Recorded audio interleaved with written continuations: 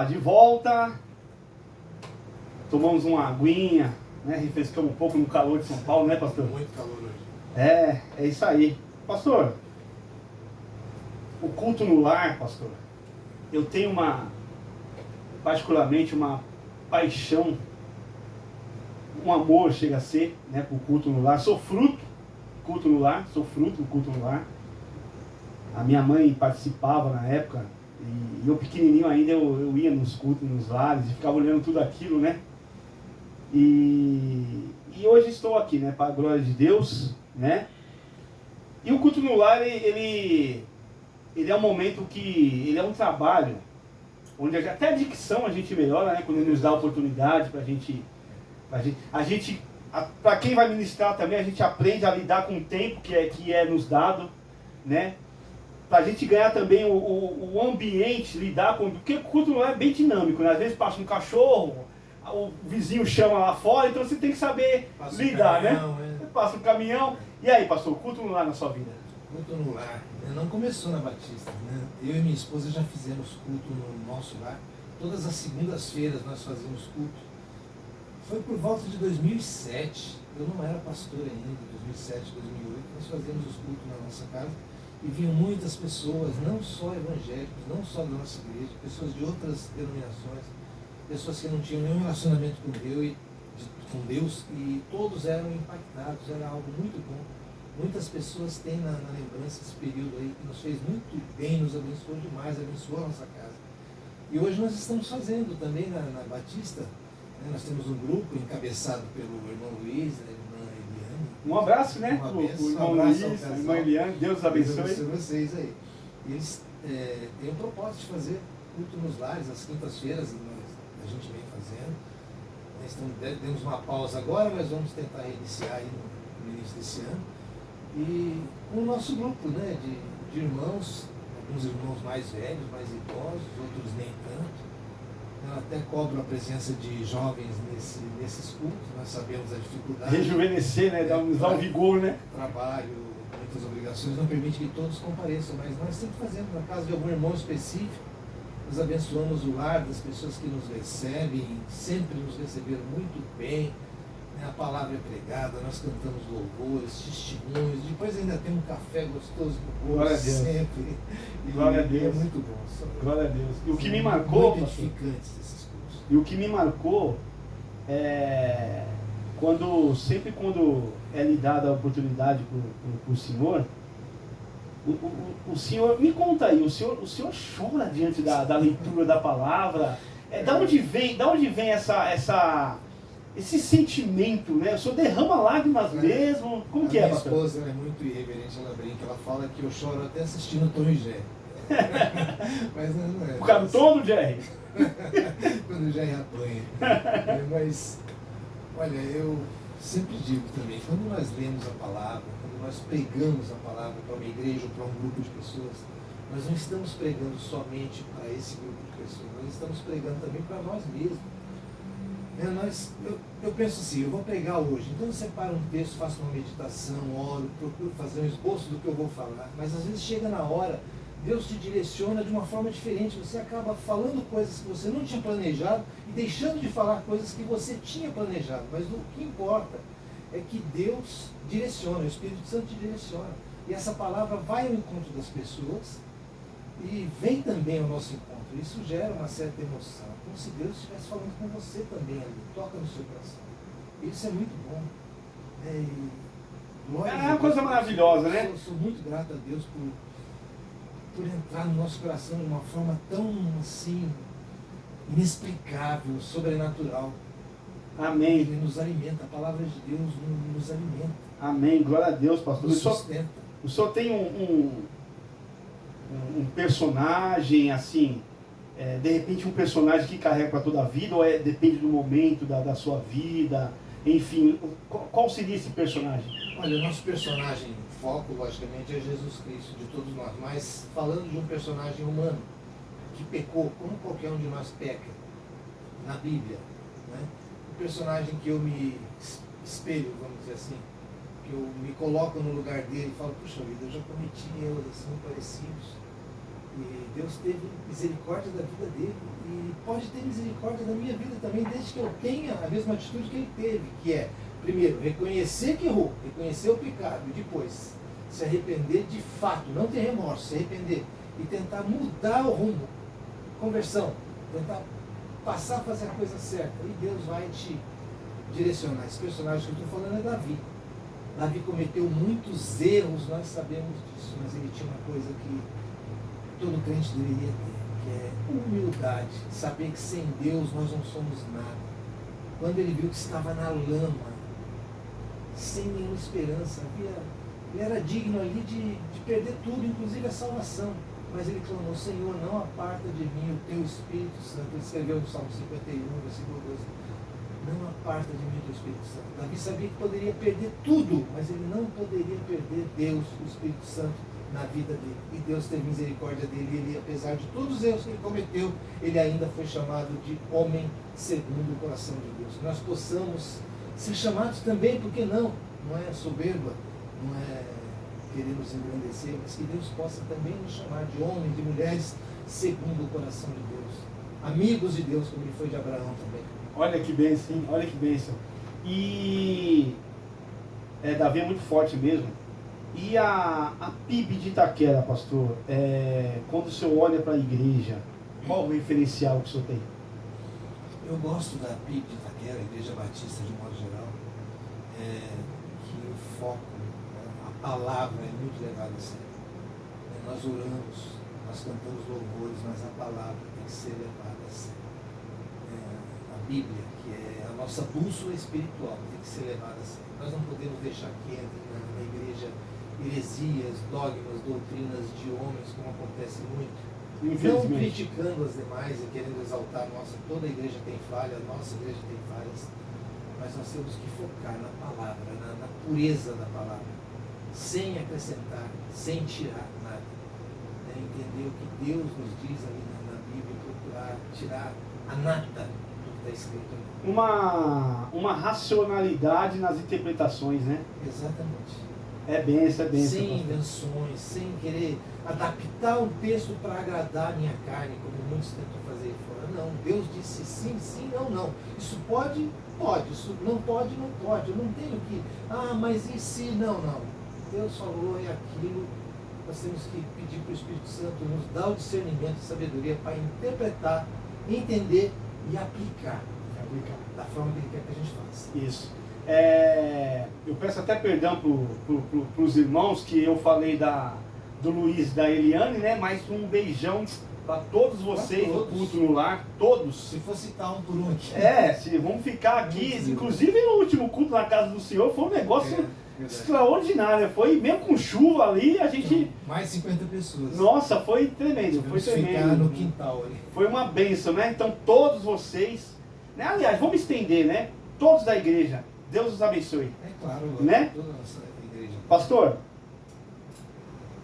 eu quero fazer uma menção também pro Lucas, porque quando vai ter o meu podcast, que eu vou estar aí, né?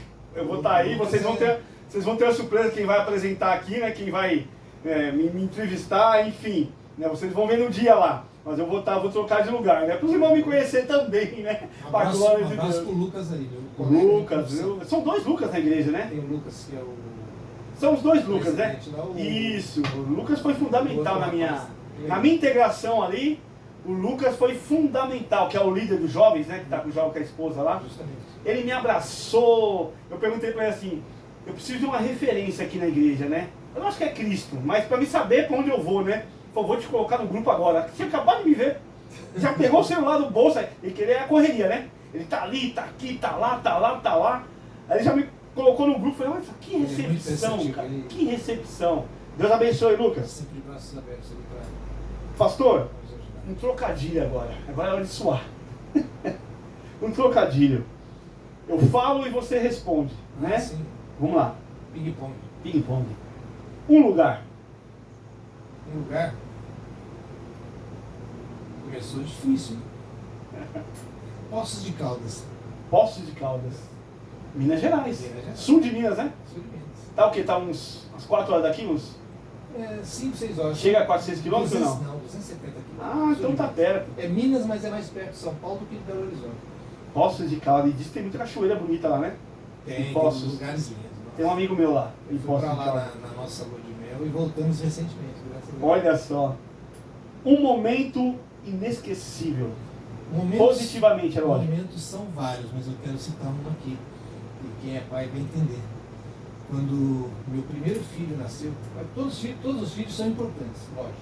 Nenhum é mais importante que o outro. Mas quando o primeiro filho nasceu, eu estava ali ao lado da sala da maternidade, a enfermeira veio mostrar aquele pedacinho de gente envolto em um lençol, um bebezinho. Olha só. Tinha acabado de nascer meu primeiro filho. Naquele momento ali, aí eu vou chorar aqui. Interessante. Eu não esqueci. Você vê aquele rostinho, aquilo ali é fruto do nosso amor. Meu e da minha esposa. Meu primeiro, um bebezinho. E Qual o nome dele? Felipe. Felipe, Deus abençoe. Um abraço, Felipe. Tá emocionando aqui o seu pai, hein? Nasceu no dia 9/9 de 89. De 89. 9/9 de 89. Eu vi ele atrás do vidro ali. Ali naquele momento, é como se Deus dissesse pra gente assim, tá vendo? Valeu a pena, eu tô cuidando de você. Glória a Deus, E há glória pouco a mais de Deus. um ano ele veio com o filhinho dele no vidro me mostrar. Olha só. A cena O se Oliver. repetiu. O E quem Oliver. sabe o Oliver, que tem um ano e pouco hoje, não possa me mostrar o filho dele daqui a 25, 30 anos. Eu já estou querendo demais, né? Um beijão pro Oliver e os pais. Né? Pastor, o senhor tá com a... É da federação essa camisa, né? Sim, da Federação. É de árbitro? Cuidado, hein? A torcida do Corinthians. Nós estamos em Itaquera, a torcida do Corinthians é grande. Ela tá meio brava com o árbitro aí. Não, mas eu entro no carro e ninguém vê. De repente um confunde. Ah, é ele ali, ó. Faz parte da comissão. Eu não trabalho lá não, eu ganhei de presente. Ele ganhou uma bela camisa, viu? Eu ganhei, Uma bela bem, camisa. bem fresquinha. Né? E deixando a deixa aí um time. Corinthians sem fanatismo. E dá pra ser corintiano sem fanatismo? Ah, eu já fui fanático. Quando eu era mais jovem, de 20 anos atrás para trás, quando o Corinthians perdia um jogo, eu não conseguia dormir à noite, eu ficava imaginando. Na semifinal da Libertadores de 99, Corinthians e Palmeiras, o Marcelinho Carioca foi bater um pênalti. Ali eu quase morri. O Marcão defendeu. Ele não bateu mal. Eu saí de muito serviço com bem. reeleição. O Marcão jogou para o lado e defendeu aquela bola. Eu fui dormir aquela noite, não dormi, eu fiquei imaginando por que o Marcelinho não jogou no outro canto, devagarzinho, como ele fazia, no outro canto a bola entrava. Mas hoje eu já não me deixo mais. Já perdi emprego, cara, do Por Corinthians. exemplo, ontem o Corinthians perdeu, olha a minha Sim. cara de preocupado. Por isso que eu falei pro senhor, cuidado com a turma aí, que são 40 milhões de corintianos. Né? Tem gente que vai discordar aí, né? Eu continuo sendo corintiano, mas existem 1000 coisas mais importantes do que isso. Algo que o senhor não faria de novo. Algo que eu não faria de novo. Acho que muita coisa. É, pastor? Existem pessoas que falam assim, eu não me arrependo de nada que eu fiz na minha vida. Eu me arrependo de muita coisa. Nós, como cristãos, nós temos que saber que o arrependimento é um dos pilares da vida cristã. Arrependimento, gratidão, fé, esperança. Se o cristão fala eu não me arrependo, ele não pode ser cristão. Tem que se arrepender para obter o perdão de Cristo. Agora, um arrependimento específico é difícil. A posse de calça o senhor votaria lá, né? Não seria... Senão a esposa lá... O senhor desmonta tudo que o senhor construiu aqui hoje. Quero voltar de novo lá, passear com a minha esposa. Arrependimento foi não ter dado mais um abraço no meu pai e na minha mãe que já partiram. Olha só, interessante, Gostaria né? de ter dado mais um abraço neles. Interessante. Uma música, um louvor. Uma música, um louvor. Louvor eu gosto muito da Chora Israel do Sérgio Lopes. Chora Israel. Chora Israel. Chora Israel, Tá bonito, hein? Babilônia não é seu lugar. Clama ao teu Deus, Ele te ouvirá, do inimigo te libertará. Tremendo, tremendo. Essa música Linda. é muito profunda, acho que Lindo. Bom, estamos falando também, além de pastor, além de profissional, né? Além de militar na reserva, pode dizer assim? Guarda Civil. Guarda Civil. Pode suscitar na reserva? Como que funciona? Não, apenas aposentado. Aposentado, né? Temos também escritor, poético, poesia. Fala aí, pastor, quando surge, e nos cultos nos lares, para vocês que não tiveram oportunidade, eles sempre nos abençoa na oportunidade, Ele nos abençoa com as poesias, coisa linda, e poesias com base bíblica, são textos tirados, né, mas em forma poética, né? Fala aí, pastor, como que essa paixão de onde veio? Olha, Deus permitiu que eu escrevesse 2 livros até agora. Eu tenho um esboço de um terceiro que vai nascer, se Deus assim permitir. Eu escrevi meu primeiro livro, Pai, Parkinson, Alzheimer e Eu, onde eu conto a história de vida do meu pai, que faleceu com Parkinson e Alzheimer, né? E o título Pai, na verdade, faz uma referência à palavra pai, que é com I, mas aqui pai com E significa Parkinson, Alzheimer e Eu. Eu conto toda a trajetória de vida do meu pai. Aqui eu falo da minha conversão, de como foi cuidar dele durante 8 anos. Até os 80 anos ele tinha saúde perfeita, era um velho idoso, forte, saudável, brincalhão. Aí a minha mãe faleceu quando ele tinha 80 anos e ele começou a ficar doente.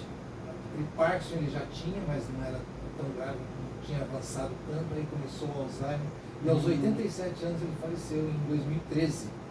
E o livro eu fui escrevendo e ele ainda estava em vida. E eu publiquei em 2017 esse livro.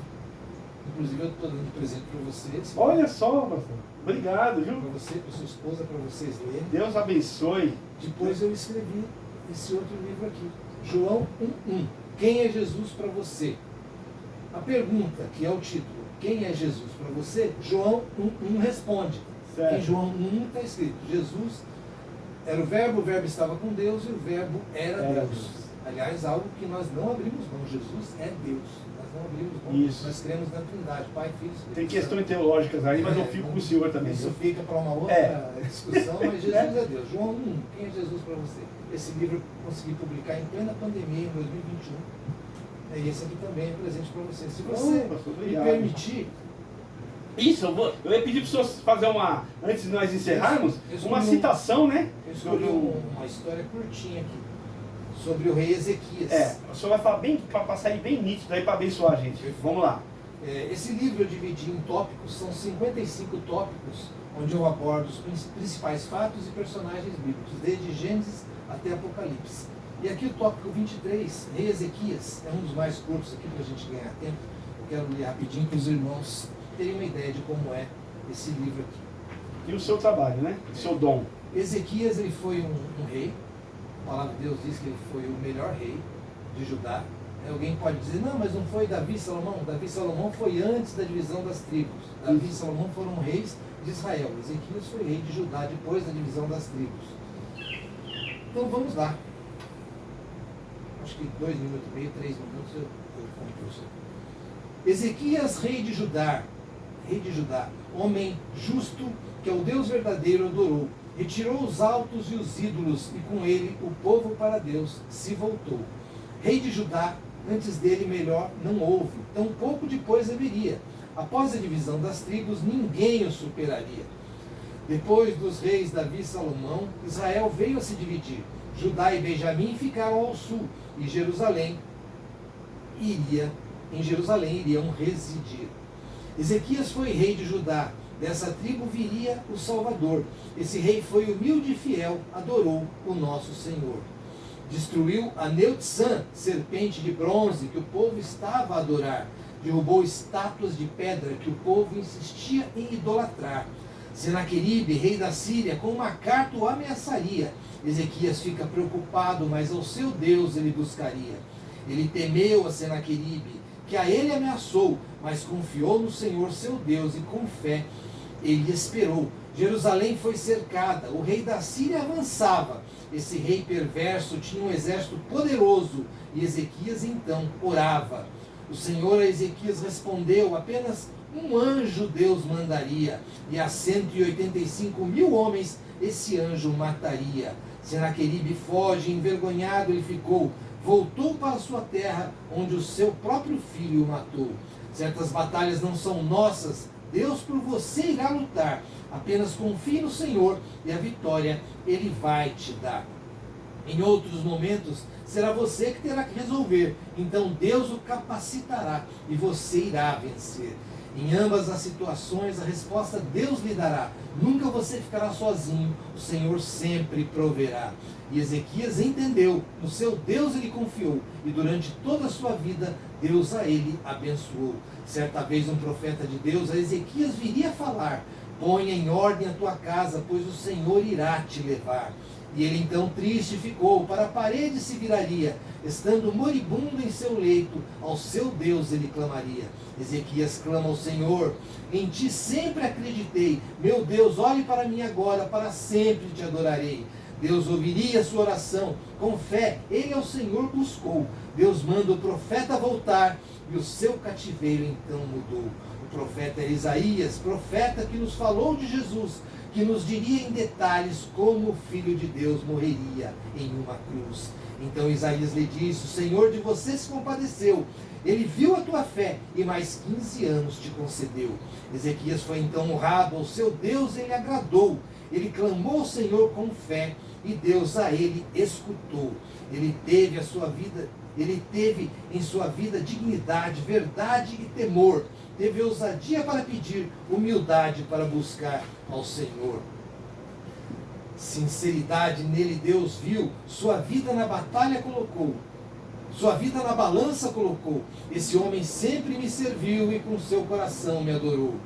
Não pelos seus méritos próprios, mas Ezequias humilde sempre seria. Portanto, Deus levou isso em conta e ao seu pedido atenderia.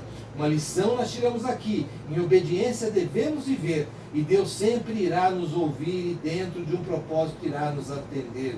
Se em pecado você estiver, em vão irá adorar. Busca Deus de coração limpo e então o Senhor vai lhe escutar. Não temas os Senaqueribes da vida, nem temas se a morte se aproximar. Se você estiver com Jesus, não precisa se preocupar. Legiões podem vir contra ti, mas você tem sempre um guardião. Mesmo que queiram tirar sua vida, Jesus irá estender-lhe a sua mão.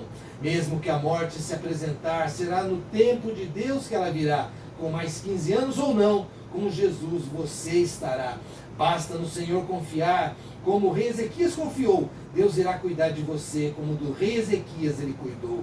A fé que Ezequias demonstrou é muito rara em nossos dias, mas nunca será tarde para buscar o braço poderoso do nosso Messias. É fundamental estar com Jesus, de você ele sempre irá cuidar. E se o inimigo o afligir, por você o Senhor todo o tempo irá batalhar. Amém. Glórias a Deus. Amém. Glória a Deus. Olha que coisa linda, hein? Você é seu também. Ah, obrigado, pastor. Olha só, hein? Para você. Fui enriquecido com essas... Você foi abençoado aí? Eu fui abençoado aqui. Olha, deixa eu só falar uma coisinha. Tem o tópico que eu falo de José do Egito, no mesmo estilo. Foi o primeiro que eu escrevi esse livro. É o tópico 8, mas foi o primeiro que eu escrevi. Depois que eu coloquei Esse aqui, né? Eu coloquei em ordem cronológica. O tópico sobre José, se eu fosse ler aqui, seriam 25 minutos. Olha só. É o maior de todos. Interessante, né? Pastor, muito obrigado. Eu que agradeço. Deus abençoe o senhor, te guarde em tudo. É só o começo. Quando a gente pensa que é o fim, quando a gente pensa, o meu outro pastor ele falava, né? Quando a gente pensa que é o ponto, Deus põe a vírgula ali. Eu estou Né? muito feliz de ter participado aqui com você. Deus abençoe. Glória a Deus. Grandemente. Mais um abração aí para a esposa, Que os esse filhos trabalho aí, os prospere. netos. Um beijão para todos aí, para Meire, meus filhos, meus netos. Deus abençoe todos vocês. Um abraço, beijão para todos da nossa igreja. E Léo, valeu. Amém, amém, amém. Agora nós vamos comer a massa da Gelvida, né? Gelvida Massas, né? Vocês já sabem aí o telefone, né? Faça a sua encomenda. Nós também fazemos entrega, né? O telefone é 11 97782 3220. Massas caseiras, né? Canelone, rondelli, panqueca, lasanha. E aí vai. Crente não bebe, mas come bem. Amém. Pastor, Obrigado. Deus abençoe. Obrigado. abençoe, tá? Abraço. Obrigado. Deus abençoe. Deus abençoe a todos.